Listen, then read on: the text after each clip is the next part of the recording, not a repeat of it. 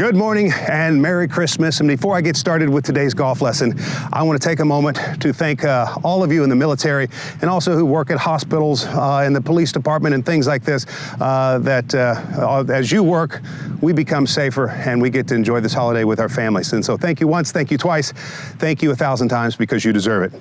Now, let me get into this golf lesson. This is a really fun one. This is a lesson that I learned years ago, and it'll stick with me. If nothing else sticks with me, this lesson will, and I'm happy to impart it on you. This has to do with extension and giving you effortless power.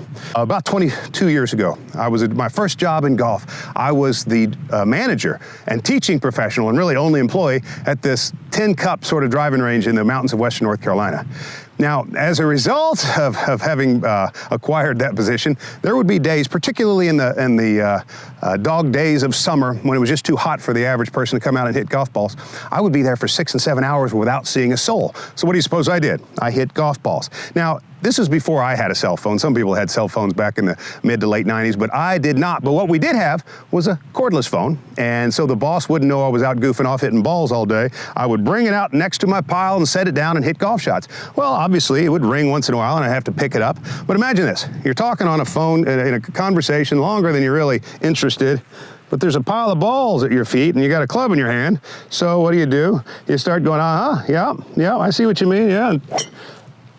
Well, after a couple of years of that, I got pretty good. And it got to the point, because I hit balls so often one-handed, that I could hit the ball farther one-handed than I could two-handed. And that was the darndest thing. Now, this thing used to go about 280 yards. In fact, one time on a bet, I got on a par 5 and 2 shots, swinging just one-handed. I thought it was a great thing. I could put on a show and impress anybody. But those who really knew me knew there was a deficiency, and that is I wasn't a long hitter two-handed. I was only a long hitter one-handed. And Art Booth, another golf professional, came out to the driving range and said, Bobby, he called me out. He said, Bobby, I can't believe how far you can hit that ball one-handed. I said, oh, shucks. He said, no, don't be complimented. He goes, you're not a long hitter. I said, well, what do you mean? I didn't like the trajectory of this conversation, of course. He said, no, two-handed, you're not a long hitter. I got to get to the bottom of this. He said, do me a favor and take that club to the top of the backswing, one-handed, and hold it. All right, now take it to the top of the backswing, two-handed, and hold it. He said, now take your left hand off. He says, now show me how far you can hit the ball from that position. I couldn't hit it hardly anywhere from that folded up position. He said, let's do it a little differently. Let's take it to the top of the backswing one-handed. Now put your other hand on there. Now hit it.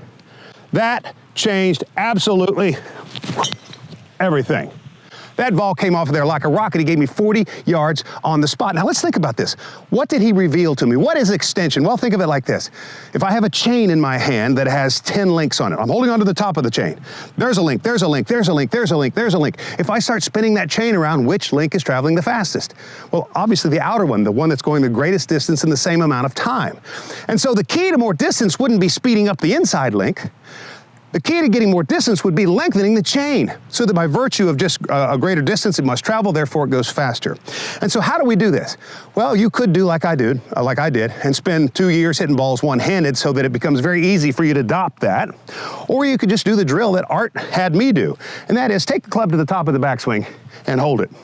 Not over here on your toe line, but over here on your heel line. Staying tilted and putting the club on plane. This is no good. You've got to have it back here so that it points down at a spot that's sort of relative to the ball. So I'm here on my heel line, put this other hand on there and swing through. If you'll do that, piece it together. Let me go through it one more time. Put it on your heels. Long right arm. Forget the long left arm. Sure, it has to be straight, but it's the right arm that loses the extension.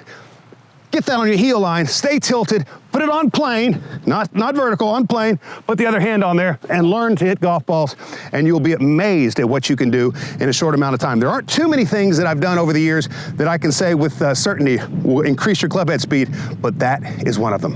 I want to wish you a Merry Christmas and a Happy New Year, and if I don't see you before, I'll look forward to seeing you in 2019.